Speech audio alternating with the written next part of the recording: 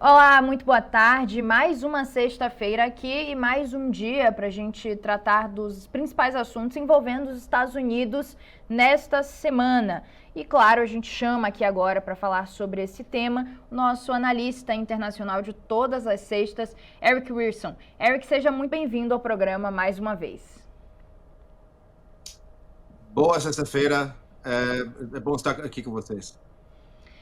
Bom, Eric, essa semana a gente teve um anúncio que a gente vinha conversando sobre isso, você vinha alertando para isso há bastante tempo, sobre Elon Musk, o bilionário, dono da Tesla, dono do X, dono da SpaceX, mas que se envolveu no governo de Donald Trump e atualmente chefia o Departamento de Eficiência Governamental, aliás, desde o início do governo Trump. Só que a gente vinha conversando que os rendimentos dele vinham caindo absurdamente e que também havia muita insatisfação dentro do governo Trump em relação ao trabalho realizado por ele. E você vinha cantando a bola de que muito provavelmente ele precisaria se afastar do governo Trump em breve. Ele não anunciou essa semana um afastamento total, mas parcial. Esse é o começo da história, né? Isso porque a Tesla divulgou os resultados da empresa nessa semana e simplesmente os lucros caíram 71%, e muito por causa da presença de Elon Musk no governo de Donald Trump. Ele, portanto, disse que ia precisar se afastar um pouco do cargo, mas que se manteria ali dentro do governo Trump enquanto o presidente americano permitisse. Isso é verdade na sua avaliação, Eric? Ou tem a chance de muito em breve ele desistir totalmente de participar do governo Trump? Bom, é uma boa pergunta, né? Assim, basicamente, o Elon tem sinalizado que ele está muito chateado com tudo que está acontecendo com as empresas dele.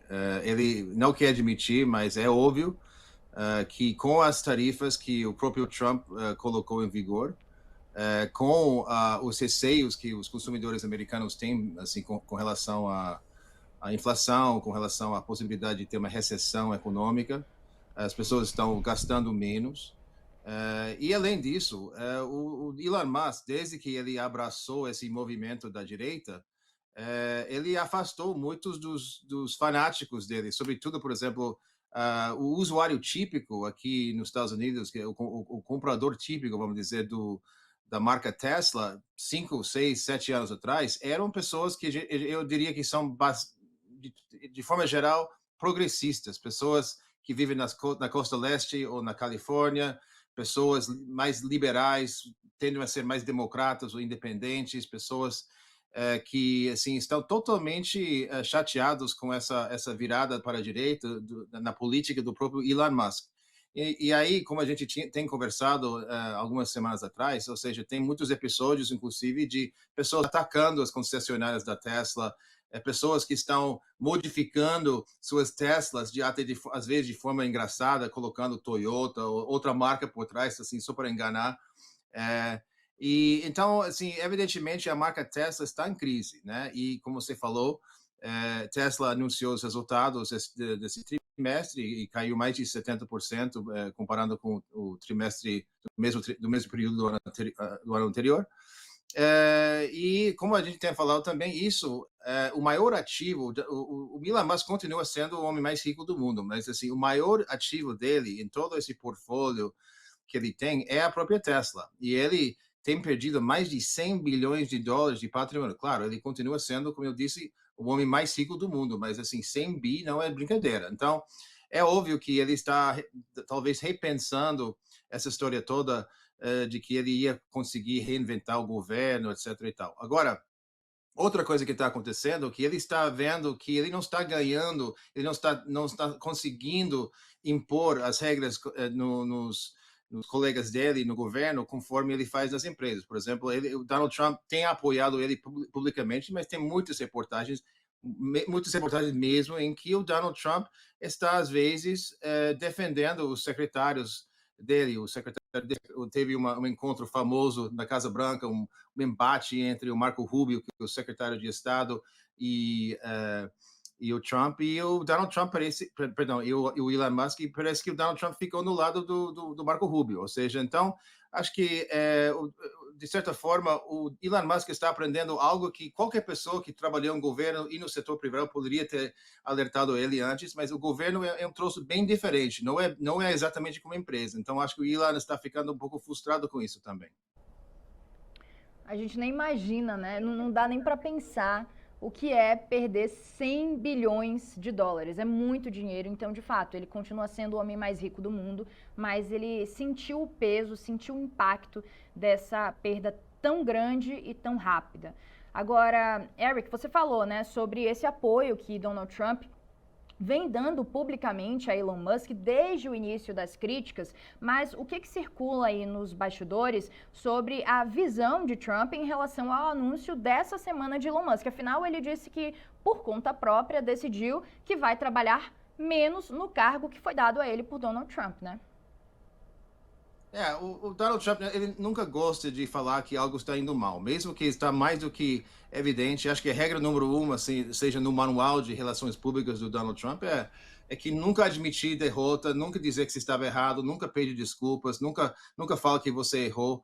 Então, ele nunca vai admitir que, eventualmente, colocar o Elon Musk foi um erro. Mas, então, ele está sempre dizendo, não, é por conta própria, ele já fez muita coisa boa, etc. Tem um outro escândalo que está acontecendo, que está um pouco fora da nossa pauta, mas, ou seja, está todo mundo, mesmo os republicanos, pedindo a demissão do secretário da Defesa, mas o Donald Trump continua insistindo que foi uma ótima colocação. Então, assim, não dá para ler muito bem o que o Donald Trump está falando. Tem que assim, entender o que está acontecendo nos bastidores. E todo mundo está dizendo que o Elon quer estar fora, e todo mundo dentro do governo do Trump também quer o Elon, porque, ou seja, ninguém gosta de ter um cara que meio assim imperioso decidindo cortes dentro dos departamentos que eles administram. Então, quer dizer, está criando muito conflito dentro do governo, e muita gente está dizendo, inclusive, apesar de todos esses teóricos cortes que o Elon Musk fez, ou seja, afinal das contas, vai custar mais dinheiro implementar esses cortes do que se não tivesse feito nada. Então, e além disso, muita gente está achando, e o Trump mesmo está reconhecendo, que os cortes que o Elon Musk está propondo não são muito populares, e está afetando a base do próprio Donald Trump. Agora, mudando um pouco de assunto, mas ainda sobre Elon Musk, outra coisa que está dando que falar por aí nos Estados Unidos é a procriação, né, de Elon Musk. Ele tem 14 filhos, o 14º filho nasceu 1º de março desse ano e, pelo que parece agora, ele está recrutando mulheres pela plataforma dele, o X, para ter novos filhos, é isso? Vamos começar falando sobre um assunto que é um assunto muito importante no lado conservador nos Estados Unidos. É um movimento que chama neonatalista. E significa que, assim, tem uma parte dos conservadores aqui nos Estados Unidos que acreditam que, como os Estados Unidos está perdendo população, ou seja, tem mais mortes do que novos nascimentos, que tem que haver uma renovação de renovar a população americana. Então, por isso, eles querem estimular as famílias a ter mais filhos. 4, 5, 6, 7 filhos, como tinha antigamente, como tinha talvez na geração passada ou 2 gerações passadas no Brasil também, e como ainda tem em diversas partes, por exemplo, da África, né? Agora, isso quer dizer, é um movimento que antigamente, assim, antes da eleição, a gente entendia isso como um movimento de fronteira, né? Ou seja, não fazia parte. Mas essa semana o Donald Trump, inclusive, anunciou que está contemplando até dar benefícios, ou seja, um estímulo de até $5.000 para quem tem mais filhos. Ou seja, $5.000 aqui no contexto americano é muito pouco dinheiro, ou seja, vai gastar muito mais disso para criar um filho. Mas, ou seja, eles estão brincando com isso. Isso é o contexto geral. Agora, saiu um artigo que desceu como uma bomba. Eu diria que não era um artigo, era uma bomba que caiu, falando sobre a paternidade do Elon Musk. E eles estão chamando isso do império da fertilidade.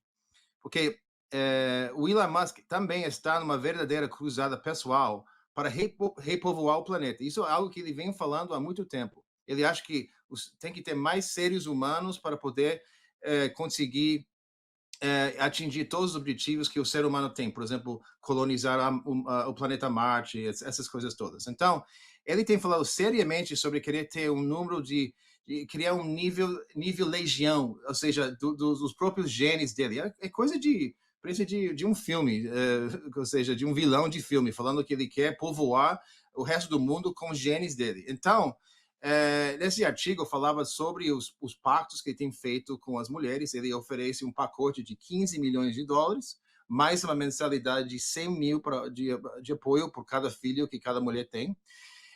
Mas o artigo foi além disso, né? Todo mundo sabe desses 14 filhos, mas assim, o artigo investigou e parece que ele tem muitos mais filhos que não foram reportados, que ele nunca reconheceu.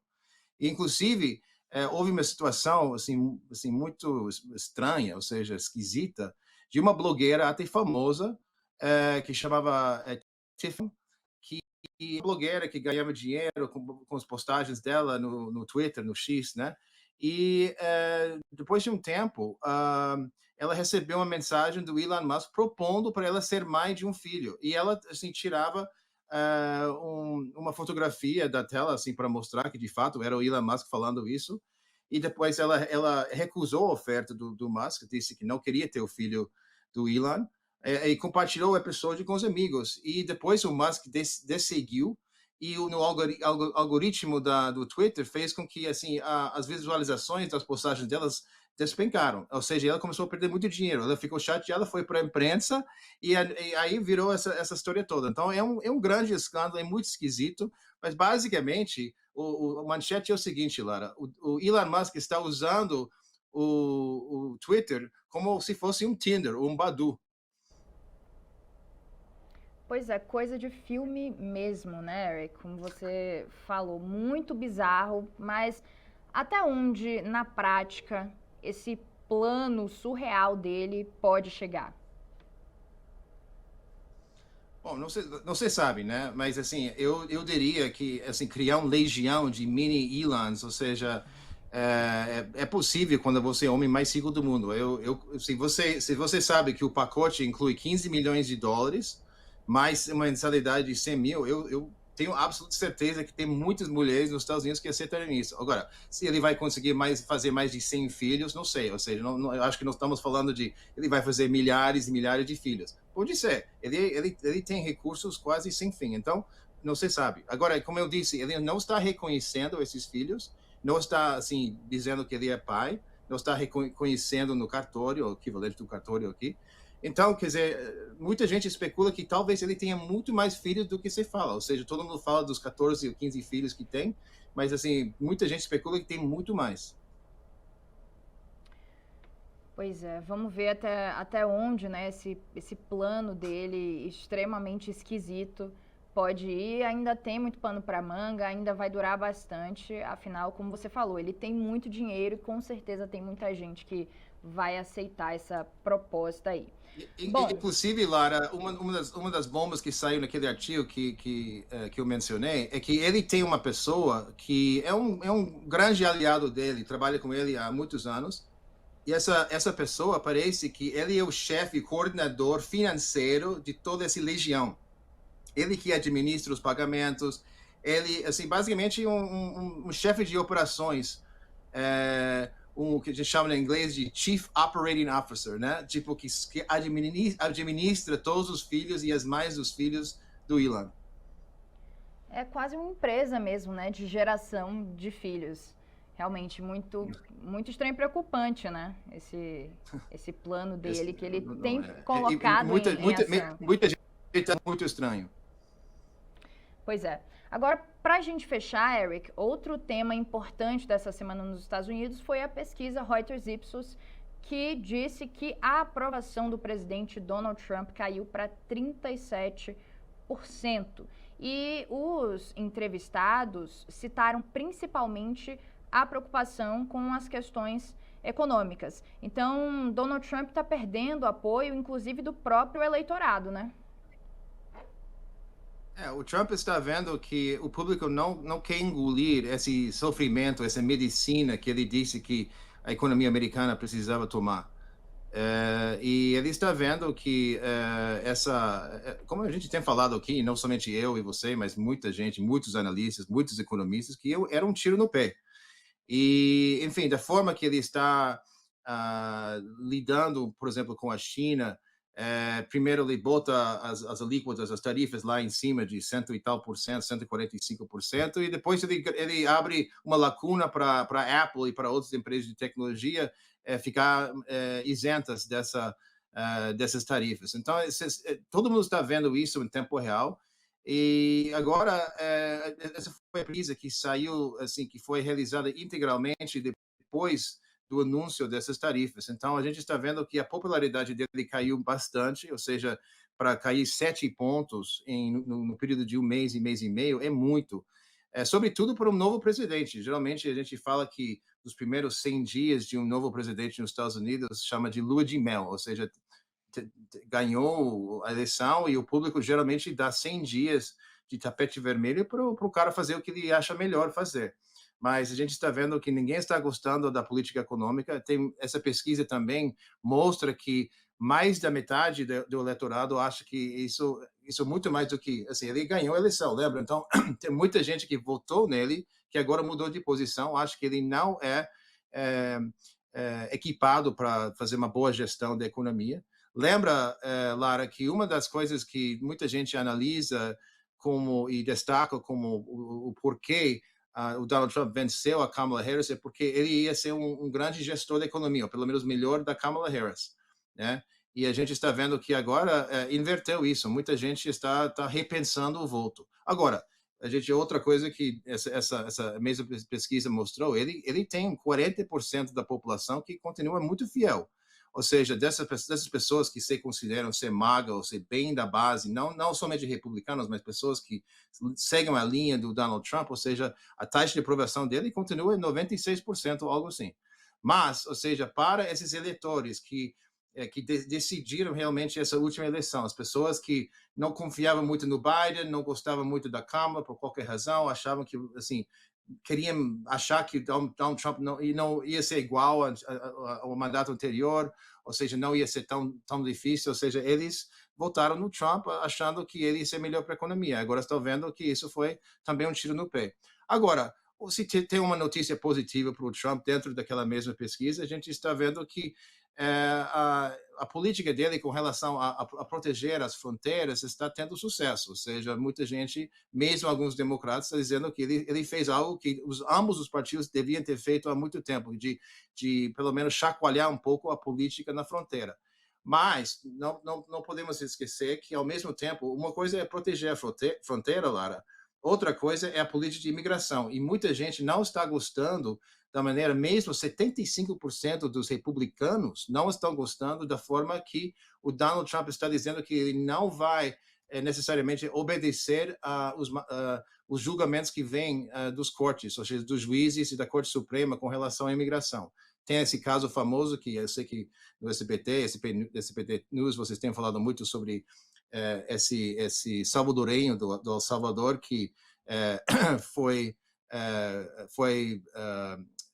mandado para La Cicota, aquela prisão dura no El Salvador, e, ou seja, sem, sabe, as adequadas providências legais. E muita gente, os juízes mandaram assim, trazer ele de volta, e o Trump disse que não pode. Muita gente não está gostando da forma que o Trump está basicamente desobedecendo os mandados que ele está recebendo dos cortes. Então, quer dizer, a gente está vendo que assim, essa pesquisa tem um pouco de coisa positiva com relação à gestão da fronteira, mas o resumo da ópera é que é muito desfavorável para o Trump. Pois é, informação complementar aqui importante. A primeira pesquisa Reuters Ipsos sobre a aprovação de Donald Trump, no dia da posse dele, 20 de janeiro, deu 42% de aprovação. Então, nesses 3 meses de diferença, ele já perdeu 5%. E outra coisa importante é que no primeiro mandato dele, antes de Joe Biden, a aprovação ficou entre 40% e 50%. Então, esses 37% é o número mais baixo até o momento de aprovação de Donald Trump nos 2 mandatos que ele já cumpriu pelos Estados Unidos. Eric Wilson, muito obrigada mais uma vez pela participação aqui no programa e até sexta que vem. Até mais.